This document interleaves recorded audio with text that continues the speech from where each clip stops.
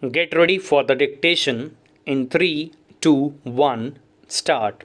Shri Rahul Sripat further submitted that when a delegate is empowered by Parliament to enact a policy and to issue directions which have a statutory force, and when the delegate issues such guidelines having statutory force, such guidelines have to be read as supplement to the provisions of 1949 Act. Stop. Section 21 of 1949 Act empowers Reserve Bank of India in the interest of the banking policy to lay down guidelines in relation to advances to be followed by the banking companies. Stop. Thus, the guidelines are issued by the RBI for classification of NPA from time to time as a restructuring measure in order to avoid setbacks in the banking system. Stop. The NPAs do not generate interest and are account receivables. Stop.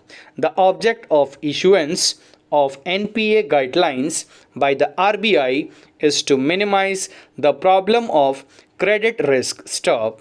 The corporate debt restructuring is one of the methods for reducing NPAs, and such restructuring as a matter of banking policy cannot be treated as trading. Stop. One has to keep in mind the object behind enactment of the 1949 Act. Stop. The said guidelines are a part of credit appraisal mechanism. Stop. Dealing in NPAs as part of the credit appraisal mechanism and as a part of restructuring mechanism falls within section 21. Read with section 35A of the 1949 Act. Stop. The obligations under a contract cannot be assigned except with the consent of the promises, and when such consent is given, it is really a novation resulting in substitution of liabilities. Stop. Under the alleged deed of assignment dated 29/3/2006, not only the account receivable in the books of SBI has been transferred to fourth respondent, but also the obligations of the third respondent towards its borrowers, fifth respondent, including the eighth respondent under the loan agreement secured by deed of hypothecation mortgage, have not been assigned by the third respondent to the assignee, and hence the alleged deed of assignment dated 29/3/2006 is unsustainable in law. Stop para.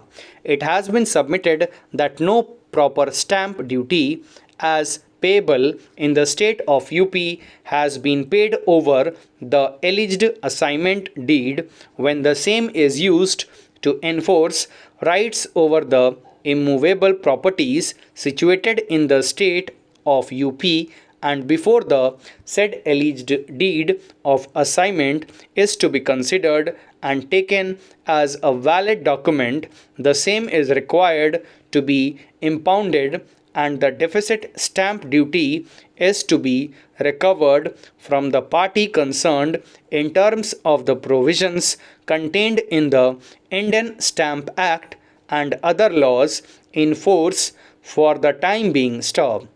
The substitution application filed on behalf of fourth respondent was not maintainable, and the third respondent could not be substituted. Stop.